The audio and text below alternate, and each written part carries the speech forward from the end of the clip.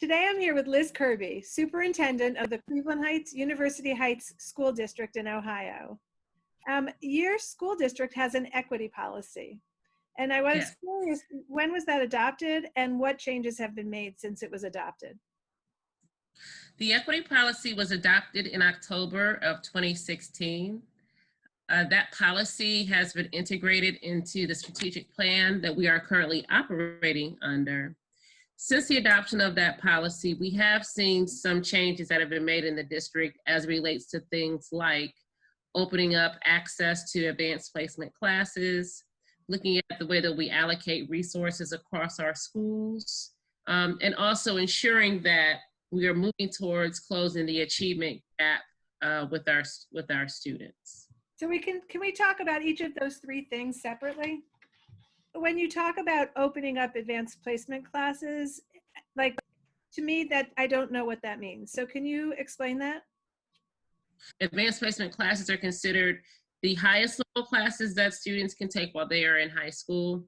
Historically, both in our district, but also across the country, access has been a challenge, especially for African American students in our district and for students of color across the country. And so our district did engage in a very deliberate process to study what was happening as relates to the access to the advanced placement classes and the performance of students in advanced placement classes, and took very intentional steps to review those policies, procedures, and to make adjustments so that more students could have access to the most rigorous coursework that we have to offer our students. So that sounds really exciting, but practically, when you say changes were made, is there any particular example you can give about what a school district can do to have more equity in the AP classes? So things like really looking at the processes to enroll in the classes, ensuring that kids are, first of all, eliminating barriers to enrollment, providing students information about the classes, providing student support over the summer in order to get ready for the classes. So we've been operating an advanced placement boot camp that students can take prior to the start of the classes. Really having hard conversations within the school, within the faculty, to look at what the data are telling us about advanced placement access and things we can do to improve that. So we've been pretty successful in this, so successful, in fact, that we were the only district in Cuyahoga County and one of two in the state of Ohio that was placed on the advanced placement national honor roll based upon both increases in access, but also increased performance as well. Congratulations. Thank you. So part of your plan was to reallocate resources. How did that play out? So there was an examination of resources that the previous leadership engaged in to ensure that the way that decisions were being made in terms of resources were aligned to what students needed. There's this notion that people think that equity means equal, but really equity means that schools are ensuring that students have access to and get the resources that they need based on their unique needs.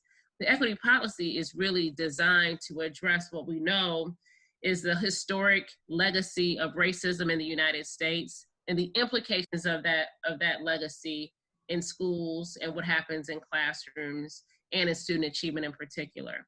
And so ensuring that resources meet students where they are and they provide them what they need is a critical step in terms of implementation of the equity policy. Now, we still have a ways to go. So, this year we engaged in another analysis of equity across our middle schools to see if the schools are receiving the resources that they needed, what the school budgets look like, how were different support staff deployed to schools, did that connect to the actual academic needs of students? And we found in some instances that there were some things that we needed to improve.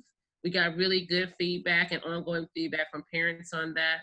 And we know that it's really helping us to sharpen our equity lens and to really get clear on what academically our students need in order to be successful at the highest levels and to make sure we're organized to deliver that. So the third thing you mentioned was closing the achievement gap, which is something we hear about all the time, that we need to close the achievement gap. How do you do that? this is one of my favorite questions, because a lot of times when people think about equity and talk about equity, they think that it's work and it's practices that are unique and new. Really, in order to improve the achievement of students that have been historically disenfranchised, we have to make sure that we have very strong academic structures in place in our classrooms, at our schools, and in our system, right? So we have to ensure that students are receiving standards-based instruction that is research-based. We have to ensure that students are receiving any needed interventions in order to support them in mastering those standards. We have to make sure that we are having positive and engaging relationships with students, because we know that that plays a huge impact on how they achieve. So on the student side, good instruction closes the achievement gap, but that's definitely easier said than done. And so the responsibility of districts is to ensure that we are creating spaces within our schools so that teachers can experience and achieve those successes with students. And so in the same way that good instruction is important for students in order to really move them to the highest levels of achievement, we also have to have strong and continuous professional learning for our teachers. We have to have collaborative spaces and relationships with our teachers. We have to have a really strong cycle of improvement, such that we are really consistently measuring our progress that students are making, and making adjustments as needed in order to make sure that students are being successful. And we need those same types of processes and supports for teachers and administrators in our building. So a lot of times when it comes to looking at academic data, and this is a trend for teachers in schools and principals across the country, there can be a lot of fear, and there can be a lot of feeling of helplessness, that people feel like, well, these kids are not achieving at the level that they should be. We have this historic gap that has happened, that everyone talks about, and there's nothing that I can do.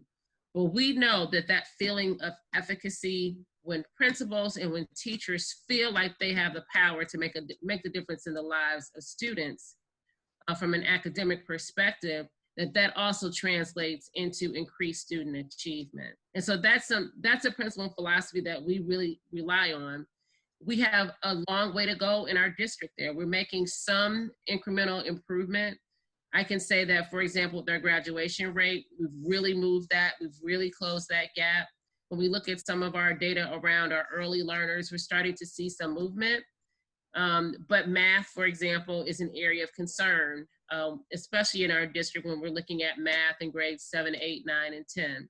And it's really making me think systematically, well, what is it that we need to make sure that we're providing to teachers and to students in order to move achievement in those areas? We know it's critical, and we know it doesn't start in high school and it doesn't start in middle school. We're lucky that we have, a district that is a size where we can really collaborate across the grade levels and across the schools. And so we have to really make sure that we have those structures in place to do that. So all of the conversation so far has been on this kind of high level of change. I was just speaking to a group of Black and white kids around race, and one of the Black students said that he was in an AP class this year, and it was very clear that the teacher didn't call on the Black students. So, and that didn't sound like an isolated instance. There was head nodding from the other Black kids on the call. So, how do you as a superintendent, and how do we in general as a society change that? And that really connects to the work of we have an equity task force who is tasked with providing professional development to everyone in our district around the equity policy and the equity work. And one of the first modules that we take staff through is on implicit bias.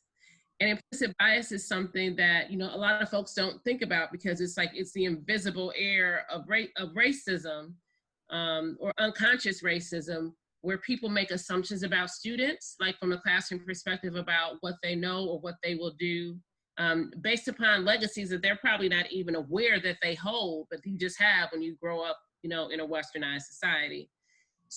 That type of decision-making on the part of a teacher is a perfect example of the consequences of implicit bias, where you make assumptions about what a student knows or does not know, on their race, and you may not even be aware that you're making that, or you may not be aware of the impact on the fact that you're not calling on a student of a particular race and what impact that has on their confidence and their ability to be successful in that class. I do believe I believe that teachers want kids to be successful.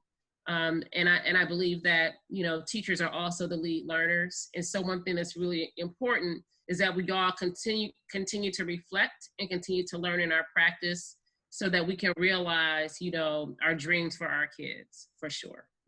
So that's a really good segue for my next question. If we look at teachers and we start with the assumption that they're there to teach kids and we give them a little grace and benefit of the doubt, is there a way to teach that to the kids who are teenagers and, maybe the world seems a little bit more polarized to them? So how do we kind of open them up to see that people do move, people do change?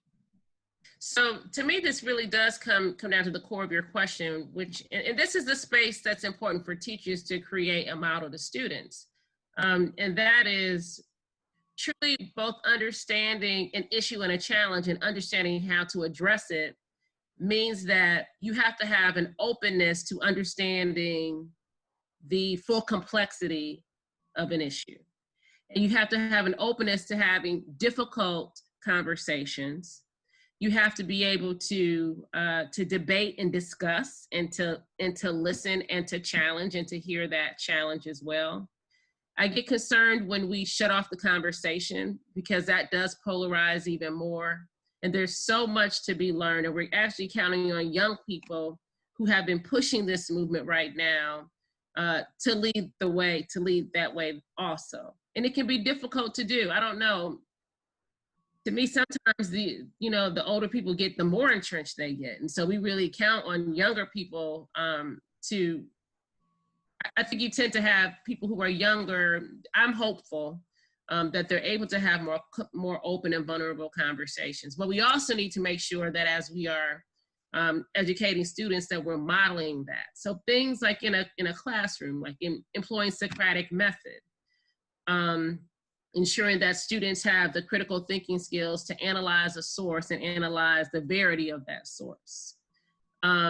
Ensuring that students know how to have a disagreement and disagree, and yet still work collaboratively. There's some things that I just believe to be true that are just true. But I also have learned over time that in order to get someone to change an opinion, there are things that are effective and there are things that are ineffective. Everything's strategy. Okay, so let's end with, what are you hopeful about? I attended a Black Lives Matter march Monday. Gosh, the days run. And it was organized by a 2017 Cleveland Heights High grad. She's a student now. She's a senior in college. I believe she goes to Case. And she was there with some other Heights grads who are also seniors in college. 4 or 5 of them. There was a middle school student. They organized a march. There were probably about 200 folks out there in University Heights. And it was just so refreshing to see them organically, they reached out to me. They reached out to the mayor of University Heights. They said, this is what we do. This is what we need. This is what we're having. And they brought together a group of people to talk and to show support for the movement that's happening to change policing practices in the country.